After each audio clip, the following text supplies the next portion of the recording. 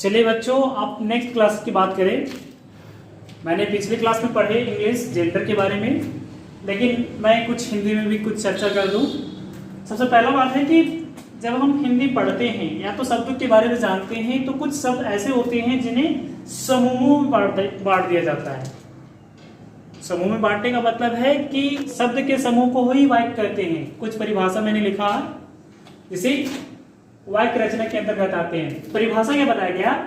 ऐसा सार्थक शब्द समूह, मतलब शब्द तो हैं लेकिन शब्द के समूह भी होने चाहिए।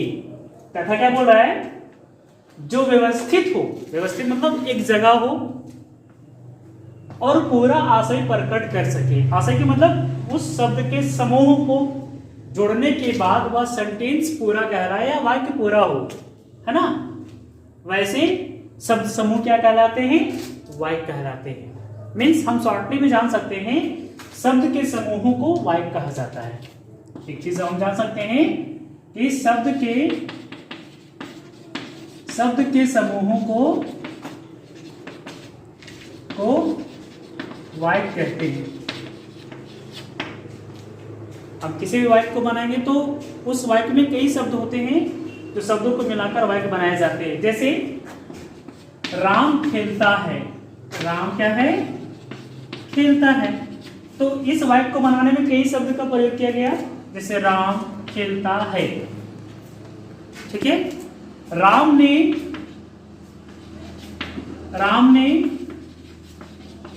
धर्म का निर्माण किया। ये भी पहला सेंटेंस है। मतलब कह सकते हैं कि वाक्य में जितने भी शब्द आते हैं एक दूसरे के पूरक होते हैं, मतलब सार्थक से जुड़े हुए रहते हैं। चलिए नेक्स्ट देखेंगे वाक्य के अंग। क्या है? वाक्य के अंग बताया जाता है कि कर्ता और क्रिया पक्ष के अनुसार। क्या बोल रहा है यहां पे? कर्ता और क्रिया पक्ष के अनुसार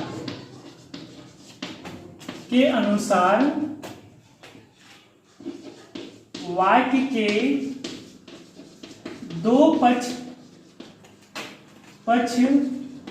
होते हैं। पहला बताया जा रहा है, पहला है उद्देश्य और दूसरा है विधेय।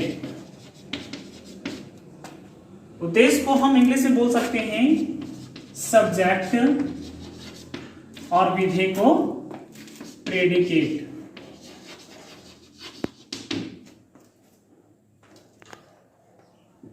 नाउ नेक्स्ट, वाक्य के दो अंग हैं, पहला है उद्देश्य और दूसरा है विधेय।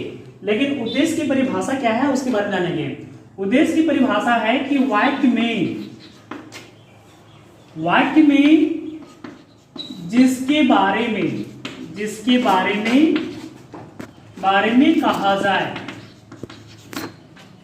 उसे हम उद्देश्य कहते हैं। मतलब उद्देश्य कहते हैं, कहने का मतलब सब्जेक्ट। वाक्य में जिसके बारे में कहा जाए उसे हम उद्देश्य कहते हैं। मीन्स इसमें कर्ता का विस्तार होता है। इसमें क्या होता है?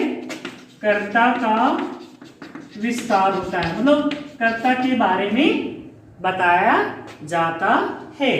जैसे राम ने एक आम खाया। तो आम खाने वाला कौन है? राम। तो इसमें कर्ता कौन है? राम, क्योंकि राम के द्वारा आम खाया जाता है। मीन्स राम के बारे में संबोधन किया जा रहा है। मीन्स उद्देश्य का मतलब होता है कि वाक्य में जिसके बारे में कहा जाए। तो वाक्य में किसके बारे में कहा जा रहा है? राम के बारे में, क्योंकि राम ने क्या खाया है? एक आम खाया है। तो राम ने एक आम खाया, मीन्स कहने का मतलब है कि राम इसमें क्या है?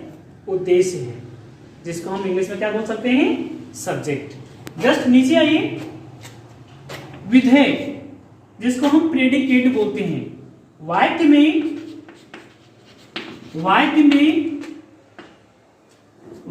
जिसके बारे में जो कुछ भी कहा जाए,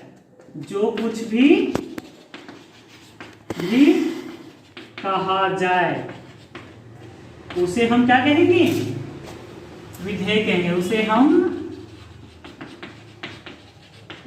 विधेय कहते हैं। सेंटेंस में हमने क्या पढ़ा? पिछले वाले सेंटेंस में राम ने एक आम खाया, लेकिन इसकी परिभाषा क्या है विधेय का? विधेय की परिभाषा है कि वाक्य में जिसके बारे में जो कुछ भी कहा जाए। हम राम का ही एग्जांपल लेते हैं। जैसे राम ने एक आम खाया, राम ने एक आम खाया, तो राम ने एक आम खाया, तो राम के बारे में बोला जा रहा है ना कि राम ने ही एक आम खाया, लेकिन उसके बारे में क्या कुछ कहा जा रहा है कि उन्होंने एक आम खाया। इसमें कर्म का विस्तार होता है। इसमें क्या होता है? कर्म का विस्तार होता है। मीन्स कर्ता के द्वारा कर्म किए गए हैं। कर्ता के द्वारा कर्म किए गए हैं, इसमें कर्म का विस्तार होता है। इसमें हम बोल सकते हैं कर्म का विस्तार। क्या किया उन्होंने? राम ने एक आम खाया। ओके, आप इसमें आप समझ सकते होंगे कि वाक्य के अंग में दो तरह के आते हैं, उद्देश्य और विधेय। उद्देश्य वाक्य में जिसके बारे में कहा जाए, और विधेय वाक्य में जिसके बारे में जो कुछ भी कहा जाए। ठीक।